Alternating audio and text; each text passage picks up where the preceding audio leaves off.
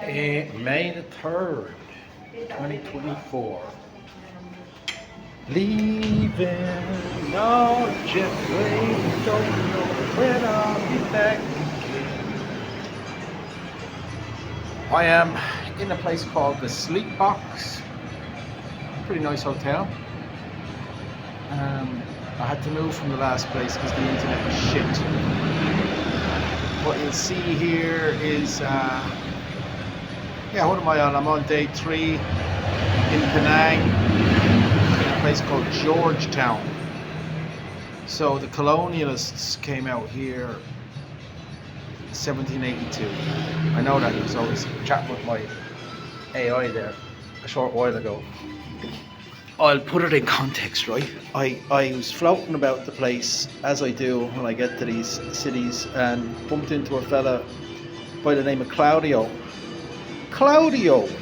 He's an Italian man with a crazy bushy beard, kind of like long grey matted dreadlocks. Looks like something out of the Avatar movie, except he's broke as a spoke.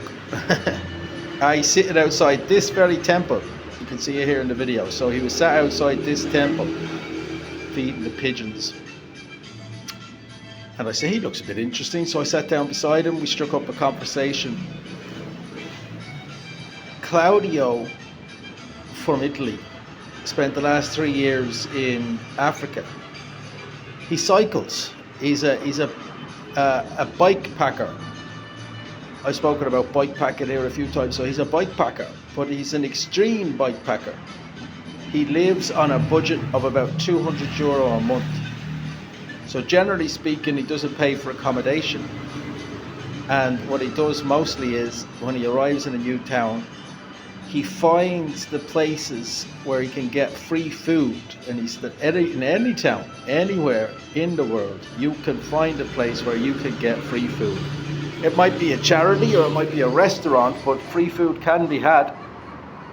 Some cities are easier to get free food than others, but they are always available. So he also then has to find a place where he can go to the toilet, and a place where, obviously, if you've got a toilet, you got running water, so that's where he'll do his washing, and he'll have a farmer's shower, dampen the armpits or whatever it is that you do when you're having a farmer's shower. If you have a bit of shampoo, that's a luxury. Well, I guess he'd have a bit of soap, wouldn't he? But he's using public toilets to shower. So if you can get over that fact, and the fact that you're basically dropping yourself down on the ground in the corner of a church or temple or park or wherever it is, outside banks, like most of the other homeless people in any other part of the world. But he doesn't have to struggle as much because he doesn't have a bastard monkey on his back. He doesn't have an addiction fueling him to rob, cheat and steal on a daily basis. No, instead he has the grasp of serenity. This man seemed like he had peace of mind that any man could be jealous of.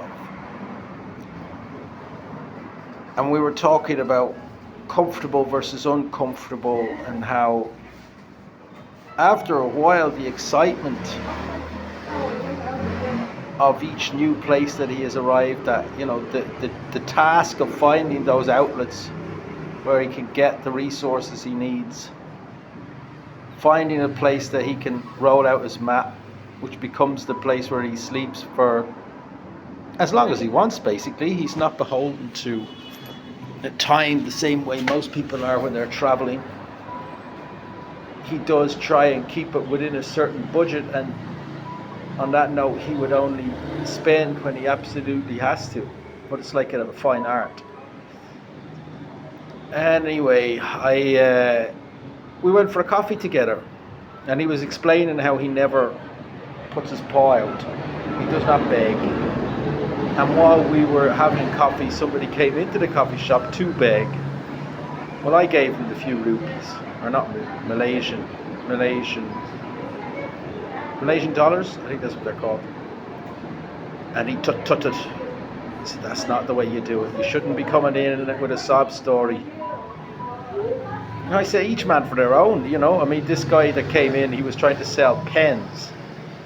And he said, please sir, I'm trying to sell some pens. I have this brutal story.